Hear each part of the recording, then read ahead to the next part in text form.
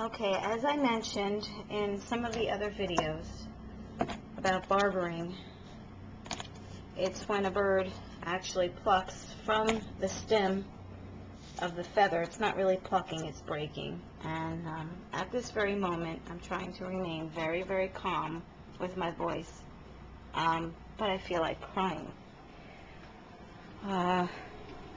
As the family was having breakfast, Einstein wanted to stay in the room by herself for a little bit. She squeaked and squeaked, and she wanted to remain in the bedroom. This is what she wanted to do.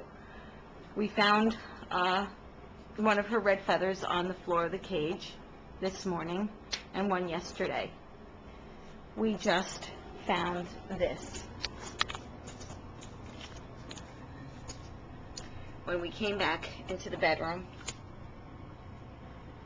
barbered feathers on the floor.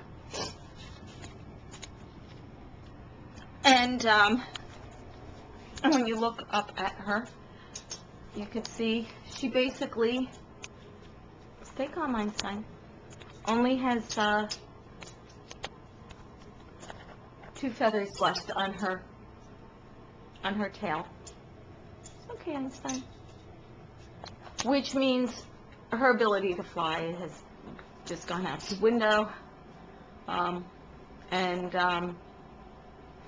her balance will probably be all messed up if those 2 last feathers go. I don't know what to do at this moment. I am going to spray her with Pluck no more. It is not the solution, it's not the answer, but maybe it'll just soothe her.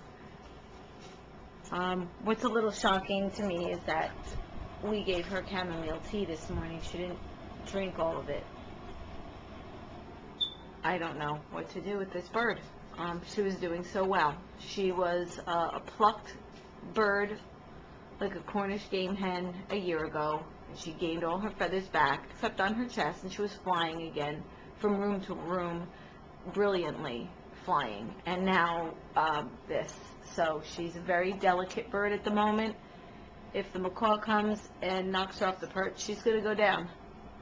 This is really bad news for us. It's really bad news, and this is a common thing in African greys and many birds, but I need to get to the bottom of this. As I mentioned before, I think this is an emotional thing. I think she's too attached to me. Perhaps it's because her cage is in the bedroom. Perhaps it shouldn't be in the bedroom. Perhaps it should be in another room where mommy isn't there 24/7. Well, she's not there 24/7 anyway, but I'm here quite frequently. I don't know what to do. Signing off. I hope to be back with good news.